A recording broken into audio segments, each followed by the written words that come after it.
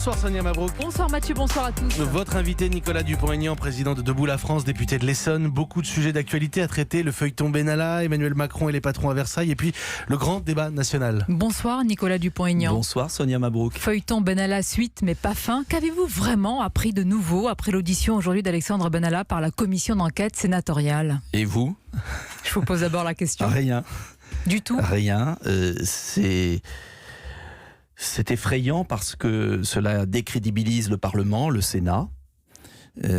Cet homme ne manque pas d'aplomb. Ça décrédibilise le Sénat malgré le travail mais il y a un plutôt travail minutieux des sénateurs. de mes collègues sénateurs qui est remarquable, mais quand vous êtes face à un mur, en fait, Monsieur Benalla, on fait un immense bras d'honneur et à travers lui, quelque part, l'Élysée.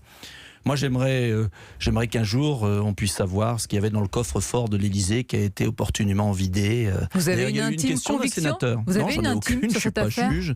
Simplement, c'est quand même effrayant de se dire que cet homme a été conseiller très proche du président au point d'être logé dans le Saint des Saints, dans l'annexe de l'Élysée. Voilà. Saura-t-on jamais? Parlera-t-il un jour? Tandis qu'en tout cas, la justice en est saisie, on verra. Tandis que ce feuilleton se poursuit, Emmanuel Macron reçoit en ce moment même les grands patrons à Versailles pour le sommet Choose France. En cette période de crise avec les Gilets jaunes, Nicolas Dupont-Aignan, est-ce qu'il faut montrer aussi une autre image de la France, rassurer les investisseurs, redorer l'image de notre pays? Moi, je vais vous dire que le président de la République reçoive des investisseurs étrangers, cela ne me choque pas. Ce qui me révolte, c'est que par exemple, il y a le salon Made in France tous les ans. Porte de Versailles, un salon extraordinaire où les Français se pressent. Depuis le départ d'Arnaud Montebourg, aucun ministre de l'économie n'a jamais rendu visite à ce salon du Made in France, où des PME, des chefs d'entreprise, des chercheurs, des ingénieurs font des choses extraordinaires. Et vous y êtes allé? J'y suis allé chaque année. Et Emmanuel Macron n'a jamais apporté le moindre soutien à ce salon. Ce que je veux dire, oui, il y a des investissements étrangers. À l'image de la France, on peut lui reconnaître que oui, en tous les cas. Mais l'image de la France, c'est sa force économique, c'est pas simplement de quémander des investisseurs étrangers, c'est de faire en sorte que nos PME s'en sortent, grandissent, grossissent et investissent en France. Et là, le compte n'y est pas. Et voilà pourquoi, encore une fois, c'est une mise en scène, une faiblesse. Et puis, il faudra que M. Macron s'explique devant une nouvelle commission d'enquête, sans doute, ou une procédure judiciaire, sur la manière dont il a bradé Alstom. Il y a un parlementaire, un député, M. Marlex, qui vient de saisir le parquet. La manière dont Emmanuel Macron, sans doute avec conflit d'intérêts, avec son ancienne banque Rothschild, a laissé partir, quand il était ministre de l'économie, des fleurons français. Vous l'accusez de quoi? Vous l'accusez de quoi? La commission d'enquête est très claire. Mais vous-même, vous semblez avoir une idée assez précise de ce que vous dites. Elle montre qu'Emmanuel Macron, ministre de l'économie, a facilité la vente de fleurons français à des entreprises étrangères. Et il devra s'expliquer un jour là-dessus. Pour le moment, en tous les cas, il défend les investissements. Il préfère faire le majordome à Versailles. L'image du pays, elle est double, Nicolas Dupont-Aignan. Il y a chaque samedi les manifestations et des violences aussi. Et puis, il y a aussi, il ne faut pas l'oublier, un grand débat national qui est désormais en route. Pourquoi est-ce que vous lui faites, de manière presque pavlovienne, un procès d'intention? Mais parce que je sais lire et je sais écouter. On ne peut pas d'un côté ouvrir un grand débat et de l'autre fermer les portes. Monsieur le maire était à la BBC il y a 3 jours. Et il a clairement dit, nous ne changerons pas de cap. Ça ne vous surprend pas? Oui, mais on ne peut pas ouvrir un grand débat et dire aux Français, on met tout sur la table, on va écouter, on va essayer de revoir la politique, et au même moment dire à l'étranger, dire à Versailles, rien ne change.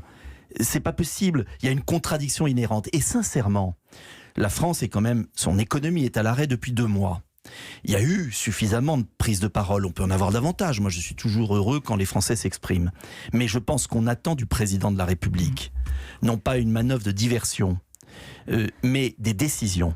Et il y a des décisions de justice sociale, comme la réindexation des pensions de retraite, qu'attendent tous les retraités français, comme la réindexation du livret A, pour que l'épargne populaire ne soit pas spoliée, comme la baisse des charges sur les PME, sur les artisans, les commerçants. On attend vite des décisions. Et je proposerai mercredi, des mesures d'économie contre les gaspillages. Une, par exemple.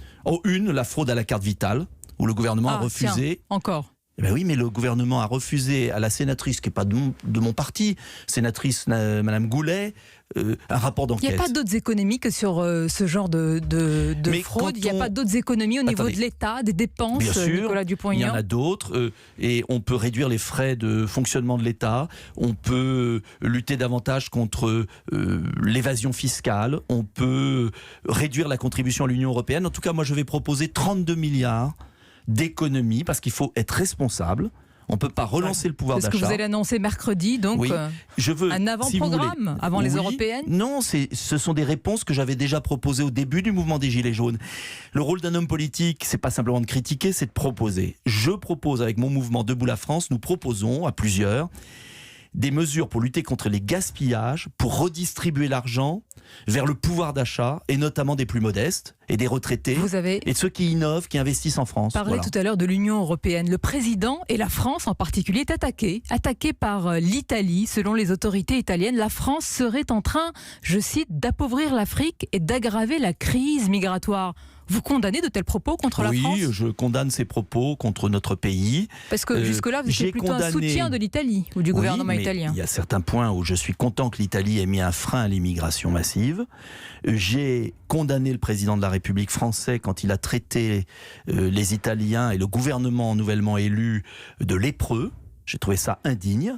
Et je ne pense pas qu'il soit bon, ce n'est pas ma vision de l'Europe, de voir des chefs d'État. Monsieur Macron insultait les chefs d'État italiens. Maintenant, le chef d'État italien insultait le français. C'est ce mot-là précisément qui a été utilisé ? Lépreux, oui. Je trouve ça déplorable. Je crois en l'Europe, contrairement à l'image qu'on veut me faire. Quand c'est l'Italie qui attaque la France. Quand c'est dans un sens comme dans un autre. Il faut revoir le fonctionnement de l'Europe. Il faut protéger l'Europe et il faut rendre leur liberté aux nations pour coopérer ensuite. C'est simple comme bonjour. Nicolas Dupont-Aignan, des pactes et des traités sont décidés ou appliqués en ce moment. Il y a eu le pacte de Marrakech sur les migrations et maintenant le traité d'Aix-la-Chapelle. Et à chaque fois, vous avez la même stratégie ou la même attaque sur notre supposée soumission à d'autres pays. Mais pourquoi travestir ces textes ? Parce que je l'ai lu et parce qu'il y a 5 pays qui ont un siège et un droit de veto au Conseil de sécurité de l'ONU. Les États-Unis, la Chine, la Russie, la France et la Grande-Bretagne. Eh bien, il n'y a que la France qui signe un traité pour conditionner le fonctionnement de ce droit de veto à une concertation, c'est l'article 8, très précis, à une concertation avec l'Allemagne. Ça s'appelle, noir sur blanc, une coopération entre les régions des deux côtés du Rhin et la possibilité de mener des projets en commun dans le strict respect de notre Constitution. Il y a 2 choses. Pas vraiment inquiétant. Je n'accepte pas que la France se lie les mains par avance et je n'ai jamais compris cette espèce de prosternation des dirigeants français à l'égard d'une Allemagne avec laquelle nous devons être amis. Je crois en la coopération franco-allemande, je suis gaulliste, mais c'était sur une base d'égalité. Et souvenez-vous que Mme Merkel n'a pas demandé l'avis du Français. Vous pouvez dénoncer le suivisme supposé français, mais je le dénonce totalement et je dénonce ce traité. De fausses informations sur des textes. C'est pas une fausse information. Je dénonce le fait que la France est la seule grande nation qui est au Conseil de sécurité qui va se lier les mains avant toute décision. C'est absurde. Sans aucune contrepartie de nos amis allemands. Et j'aimerais que nos amis allemands comprennent aussi qu'en matière d'immigration, d'écologie et d'économie, il faut peut-être concerter avec la France. Donc il faut revoir la relation franco-allemande. Je suis respectueux de l'Allemagne, mais l'Allemagne nous respecte quand nous sommes fermes. Pour conclure, il paraît que vous cherchez la femme. Je cherche la femme, non, j'ai une femme extraordinaire qui est ma femme et je suis très heureux avec elle. La femme politique parfaite chez les Républicains pour votre liste aux européennes. C'est vrai, vous cherchez cette perle rare qui pourrait vous rejoindre comme Thierry Mariani a rejoint le Rassemblement National. Vous verrez en temps utile mais est-ce que vous la cherchez ? Ça, vous pouvez nous le confirmer. Je travaille avec certaines personnalités qui vont nous rejoindre pour les européennes. Est-ce que vous l'avez trouvée alors ? C'est en bonne voie. C'est en cours, donc vous cherchez toujours la femme. Et vous verrez une belle liste de gens compétents, sérieux, pour changer l'Europe sans tomber dans la caricature de la soumission française ou au contraire du rejet des autres. Merci Nicolas Dupont-Aignan d'avoir été l'invité d'Europe 1. Merci beaucoup Sonia Mabrouk. Et pour la question italienne que vous évoquiez, je rappelle que Nathalie Loiseau, ministre chargée des Affaires européennes, sera l'invitée d'Audrey Crespo-Mara demain matin à 8h15 sur Europe 1, 19h19.